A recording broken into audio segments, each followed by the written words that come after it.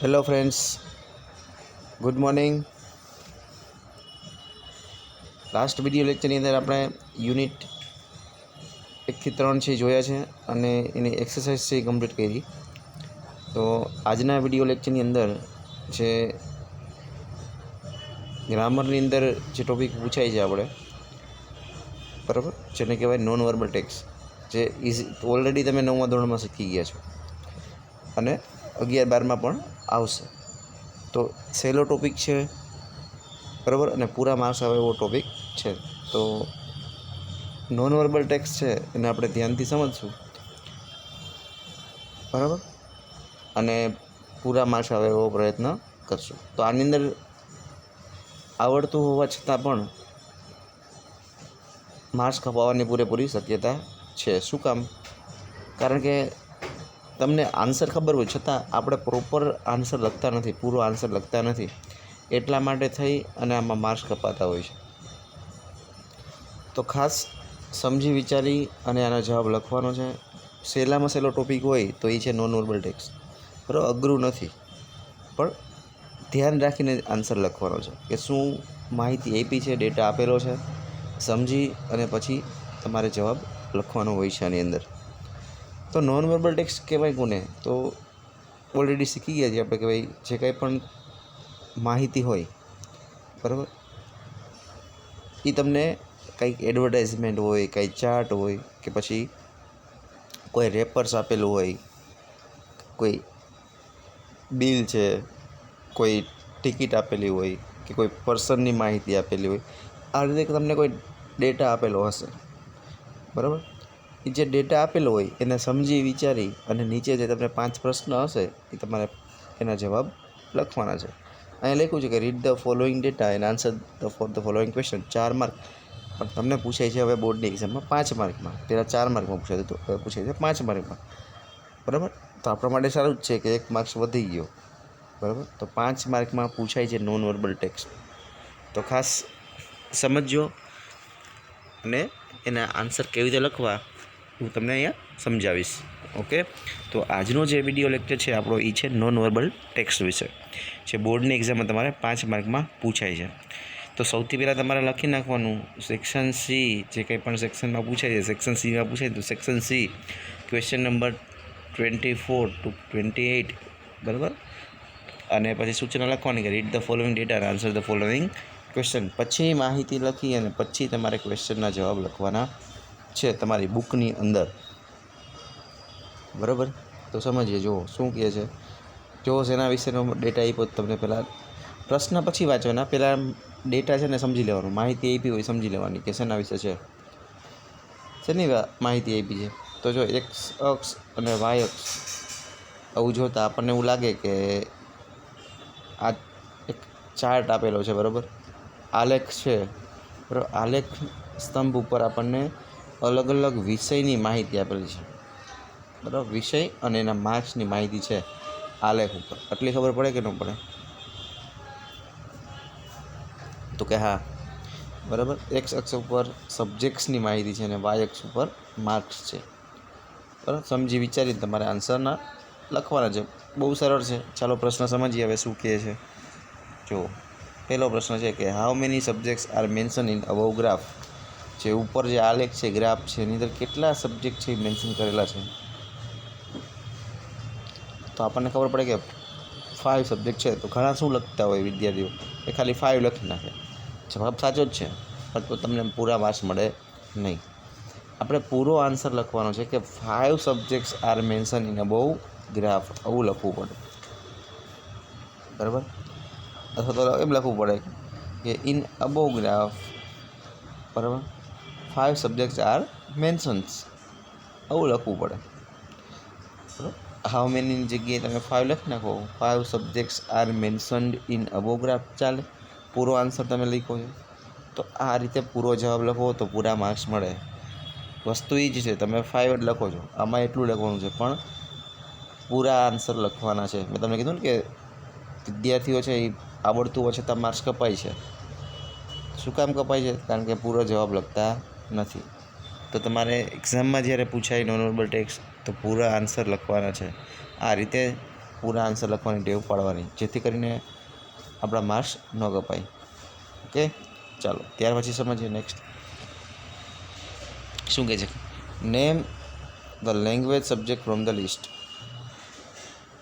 Language subject from the list, માહિતી જે આપી છે એમાંથી લેંગ્વેજ સબ્જેક્ટ કયા છે, ભાષાના સબ્જેક્ટ કયા છે એની માહિતી નામ આપવાનું છે.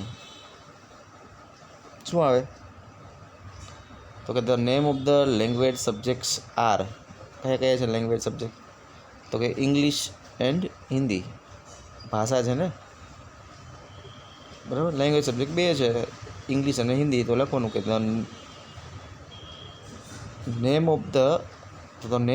The language subject are English and Hindi, બરાબર.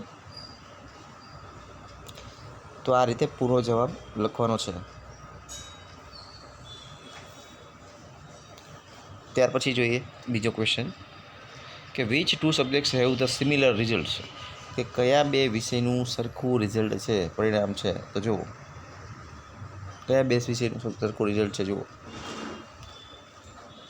શું દેખાય છે તો કે ઇંગ્લિશ એન્ડ સાયન્સ બંનેનું 60% રિઝલ્ટ છે, બરાબર. તો અહીંયા શું લખવું પડે, શું લખશો જવાબમાં,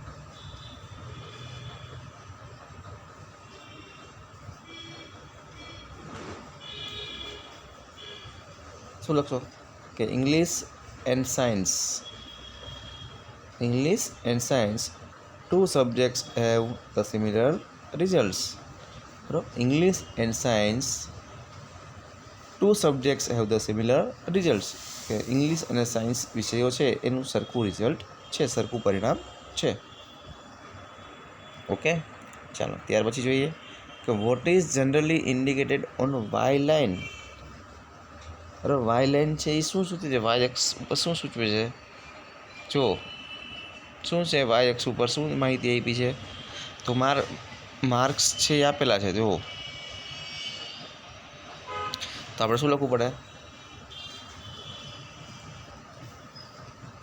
કેમ marks are generally indicated on Y line, બરાબર. Marks are generally indicated on Y line, કે વાય અક્ષ ઉપર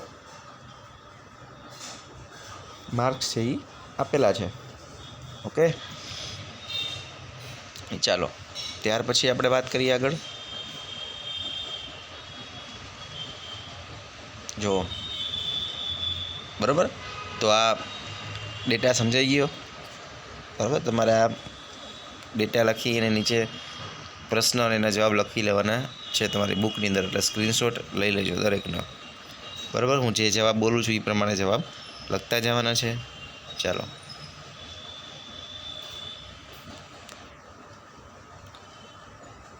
શું દેખાય છે, શેનું પિક્ચર છે, શેની ઇન્ફોર્મેશન છે, બધાને ખબર પડે કોની ઇન્ફોર્મેશન છે, તો કે MS ધોની, મહેન્દ્રસિંહ ધોની, આની માહિતી તમને આપી છે. જો કેટલા મેચ રમ્યો છે, કેટલા રન કર્યા છે, હાઈએસ્ટ સ્કોર કેટલો છે, બરાબર. ત્યાર પછી એવરેજ કેટલી છે. તો આ પેલા ડેટા જે આપ્યો હોય ને એટલે શાંતિથી જોઈ લેવાનું. સૌથી પહેલાં શું આપ્યું, તો કે નામ આપ્યું છે. જો તો આપણને ખબર પડે કે માહિતી કોની છે, તો કે મહેન્દ્રસિંહ ધોનીની માહિતી છે. એજ કેટલી છે, તો કે 37.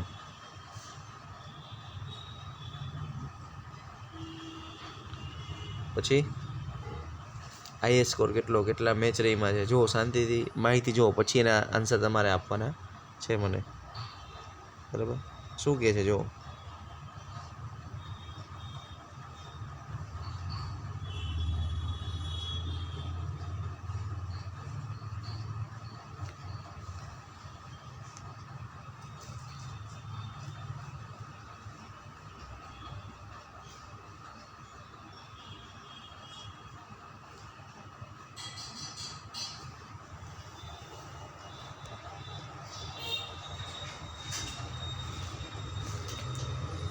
ચાલો ખબર પડી ગઈ આઈએસ સ્કોર કેટલો છે, એવરેજ કેટલી છે, બરાબર. પછી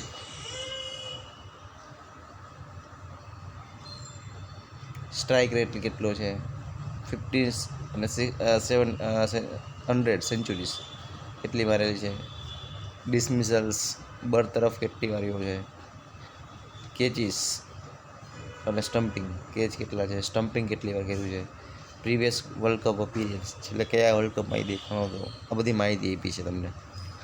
ચાલો બરાબર, તમને મજા આવે એવું છે. શું કહે છે whose details are given here, whose details are given here, અહીંયા કોની માહિતી આપેલી છે, શું લખશો તમે? MS Dhoni's details are given here, બરાબર. સિમ્પલ વસ્તુ છે. શું લખવાનું છે તો કે MS ધોનીઝ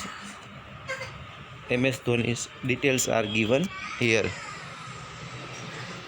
ત્યાર પછી how many centuries has Dhoni hit, how many centuries has Dhoni hit, તો ધોનીએ કેટલી સેન્ચુરી છે એ ફટકારેલી છે, કેટલી સેન્ચુરી મારેલી છે જુઓ, તમને અહીં લખેલું જ છે 50 અને 17ની અંદર જુઓ 71 50 છે ને 10 સેન્ચુરી છે, તો આપણે શું લખશું કે 10 centuries has Dhoni hit, 10 centuries has Dhoni hit, બરાબર. ત્યાર પછી હાઉ ઓલ્ડ ધોની ઇઝ અને how many matches has Dhoni played, કે ધોની છે એ કેટલા વર્ષનો છે, હાઉ ઓલ્ડ ધોની ઇઝ, બરાબર. શું લખવાનું કે ધોની ઇઝ 37 years ઓલ્ડ, બરાબર. શું લખવાનું? Dhoni is 37 years old. અને how many matches has Dhoni played, કેટલા મેચ રમ્યો છે, તો આપણને ખબર પડવી જોઈએ કે કેટલા મેચ રમ્યો, તો કે 30, બરાબર 341. તો લખવાનું અહીંયા કે ધોની હેઝ પ્લેડ 341 મેચીસ, અથવા તો એવું લખી શકો કે 341 મેચીસ હેઝ ધોની પ્લેડ, આ રીતે લખવાનું. તો એક જ પ્રશ્નની અંદર બે જવાબ લખવાના છે, બે પ્રશ્ન છે તો બે જવાબ આવે.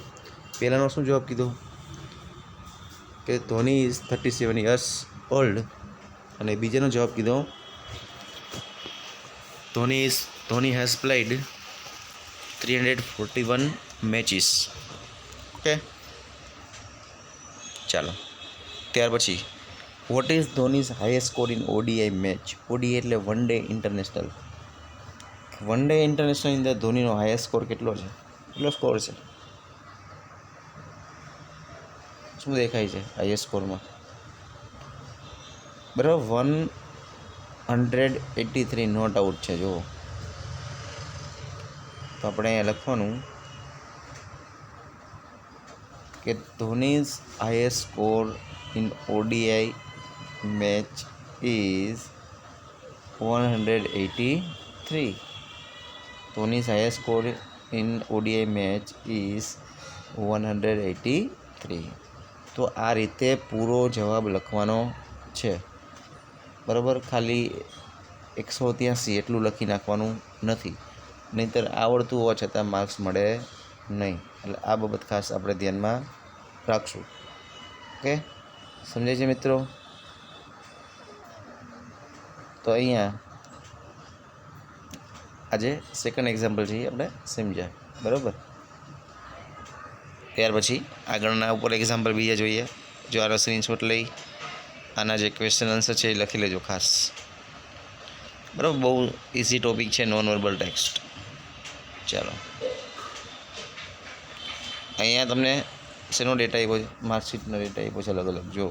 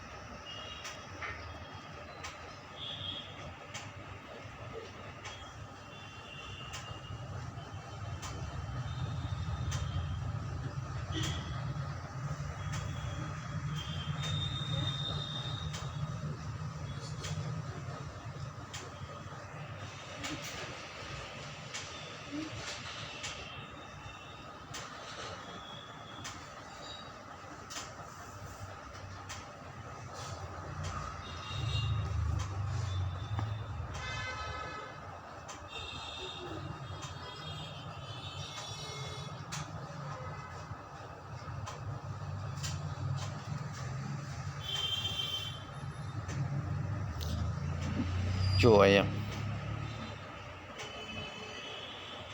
શેની માહિતી આપી છે આપણને, તો કે Walt Disney the greatest cartoonist, બરાબર. Walt Disney the greatest cartoonist, જે મહાન કાર્ટુનિસ્ટ છે વોલ્ટ ડિઝની, એના વિશેની માહિતી આપણને આપેલી છે. શું કહે છે જુઓ, સમજો, પહેલાં માહિતી વાંચો ધ્યાનથી ને પછી એનો આન્સર આપણે લખવાના છે, બરાબર. તો શું કીધું છે, જો Born on 5th December 1901 in Chicago, બરાબર, ઇલિનોઇસ, US. પછી studied cartoon in Chicago and started a little animated cartoon company, બરાબર. એનો જન્મ 5 ડિસેમ્બર 1901 થયો હતો શિકાગો, યુએસની અંદર. પછી તો કે શિકાગોની અંદર એને, બરાબર, કાર્ટૂનિંગનો અભ્યાસ કર્યો અને એક નાની એનિમેટેડ કાર્ટૂન કંપની છે શરૂ કરી. અને 21 વર્ષની ઉંમરે હોલિવૂડમાં પ્રવેશ કર્યો. જો at 21 he entered into Hollywood, borrowed $500 from an uncle and started Alice in Cartoonland, કે એના કાકા પાસેથી $500 ઉછીના લીધા અને એલિસ કાર્ટૂનલેન્ડની અંદર એલિસથી શરૂ કર્યું. એલિસ ઇન કાર્ટૂનલેન્ડ નામની સિરીઝથી શરૂ કરી હતી. His Mickey Mouse earn his name and fame. પછી એને જે મિકી માઉસ છે બનાવ્યું ત્યારથી એને earn him name and fame, કે એનું પોતાનું નામ અને ખ્યાતિ છે એ ત્યારથી કમાણો. મિકી માઉસ ઉપરથી એને જે પૈસા, પ્રસિદ્ધિ, પ્રતિષ્ઠા જે બધું છે એ મળ્યું. અને his dream project the Disneyland was started in July 1955. અને જેનો ડ્રીમ પ્રોજેક્ટ, સ્વપ્નનો પ્રોજેક્ટ હતો, બરાબર, એનું સ્વપ્ન હતું કે ડિઝનીલેન્ડ બનાવવું, એ છે એ જુલાઈ 1955 શરૂ કર્યું હતું એને. અને ડાયડ ઓફ કેન્સર 15 ડિસેમ્બર 1966, બરાબર. કેન્સરને કારણે 15 ડિસેમ્બર 1966ની રોજ એનું મૃત્યુ થયું હતું. તો આ ગ્રેટેસ્ટ કાર્ટૂનિસ્ટ વોલ્ટ ડિઝની, એના વિશેની માહિતી આપણને આપી છે. અને નીચે આપણે જે પ્રશ્ન આપ્યા છે એના સમજી વિચારી અને આન્સર છે એ આપવાના છે. તો સૌથી પહેલાં તમને જ્યારે એક્ઝામમાં એવું પૂછાય તો તમારે આ માહિતી છે ને ધ્યાનથી વાંચવાની, સમજવાની, બરાબર, પછી છે એ આન્સર લખવાના હોય છે. ઓકે, તો ચાલો આપણે જોઈએ ક્વેશ્ચન શું કહે છે.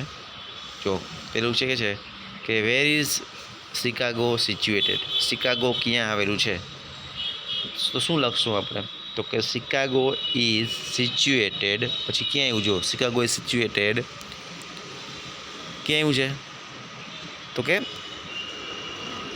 ઇલિનોઇસ ઇન US, બરાબર. ઇલિનોઇસ છે યુએસના યુનિવર્સિટી શહેરની અંદર શિકાગો છે એ આવેલું છે, બરાબર. તો Chicago is situated in US એટલું લખો તો પણ ચાલે.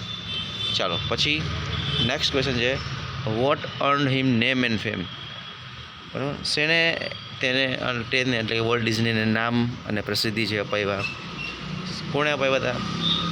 તો આપણી પાસે માહિતી છે જ, શું લખ્યું છે જુઓ, કે ઇઝ મિકી માઉસ. તો આ લખવાનું કે Mickey Mouse earned him name and fame.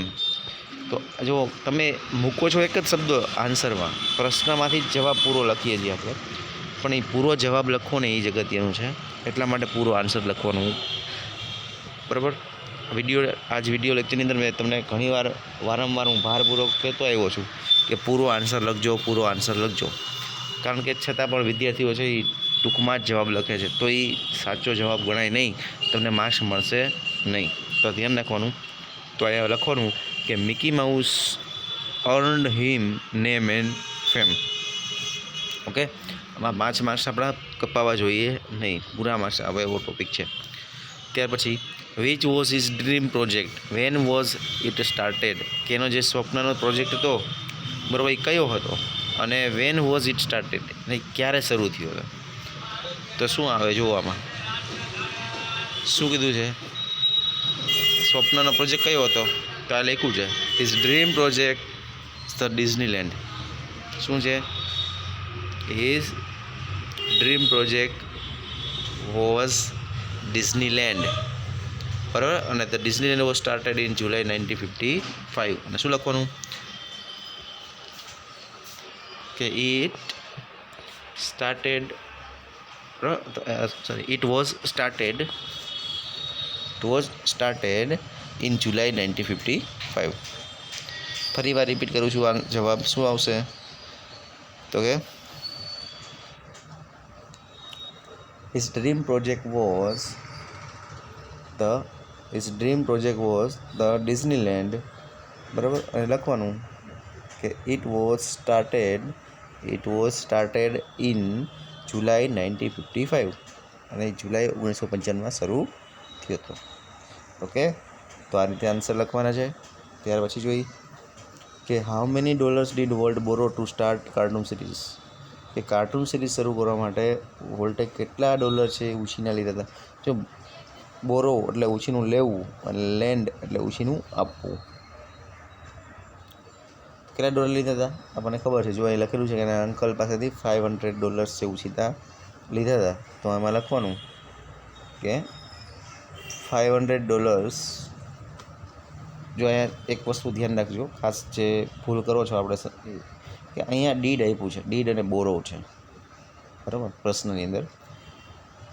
તો ભૂતકાળનું જ્યારે પ્રશ્નાર્થ વાક્ય હોય કે પછી વર્તમાન કાળનું હોય ત્યારે એની અંદર ડુ ડઝ ડીડ આવતું હોય છે, બરાબર. તો સાદા ભૂતકાળનું વાક્ય છે તો એની અંદર ડીડ આવે છે, પણ જ્યારે તમે આનો આન્સર લખશો ત્યારે શેમાં લખશો? તો કે વિધાનમાં. તો વિધાન વાક્યની અંદર ડીડ આવતું નથી, ત્યારે હંમેશા V2 નું રૂપ આવે. એટલે બોરોનું V2 બોરોડ મૂકવું પડશે. તો આપણે શું જવાબ લખવાનો કે $500 volt borrowed to start cartoon series. બરાબર, આ રીતે આન્સર લખવાનો છે. $500 volt borrowed to start cartoon series કરવા માટે $500 છે ઉછીના લીધા હતા. બરાબર, તો આ એક બાબત ખાસ આપણે ધ્યાનમાં રાખવાની છે. બરાબર, તો આઈ હોપ કે નોન વર્બલ ટેક્સ્ટ છે, બરાબર, એના એક્ઝામ્પલ તમને સમજાઈ ગયા હશે. કેવી રીતે આન્સર લખવો એ પણ ખબર પડી ગઈ હશે. ઓકે, ત્યાર પછી નેક્સ્ટ એક્ઝામ્પલ જોઈએ આપણે. જુઓ, ચાલો આનો સ્ક્રીનશોટ લઈ અને તમારે આ પ્રેક્ટિસ કરવાની છે. આ હોમવર્કમાં આપું છું તમને, બરાબર. આનો સ્ક્રીનશોટ લઈ લેજો, બરાબર, અને પછી બુકમાં લખવાનું. આપણે 3 એક્ઝામ્પલ જોયા એ, અને આ ચોથું એક્ઝામ્પલ છે, બધા તમારી બુકમાં લખી લેવાના છે સરસ મજાના અક્ષરે, બરાબર. આનો સ્ક્રીનશોટ લઈ લ્યો, નીચે પ્રશ્ન છે એનો સ્ક્રીનશોટ લઈ લ્યો અને જવાબની પ્રેક્ટિસ કરજો.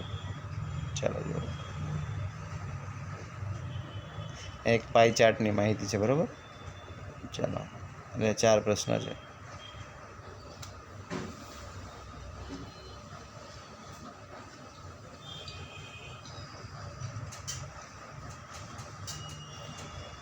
બરાબર, અહીંયા સ્ક્રીનશોટ લઈ લો આનો.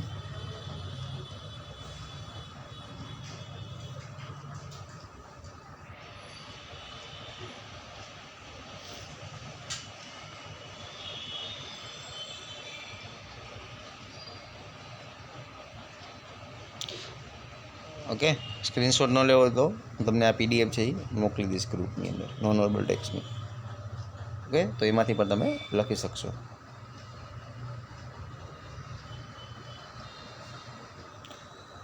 તો આજના વિડીયો લેક્ચરની અંદર જે આપણો આજે નોન વર્બલ ટેક્સ્ટ છે એનો ટોપિક છે એ અહીંયા પૂરો થાય છે, જે આપણે બોર્ડની એક્ઝામની અંદર 5 માર્ક્સમાં પૂછાય છે. તો આઈ હોપ કે તમને આ સમજાઈ ગયું હશે. ઓકે, તો અહીંયા સુધી રાખશું. નોન વર્બલ ટેક્સ્ટ છે એ તમારી બુકમાં સરસ અક્ષરે લખી લેજો આન્સર સહિત. હું તમને આની PDF સેન્ડ કરી દઈશ. Okay, thank you friends.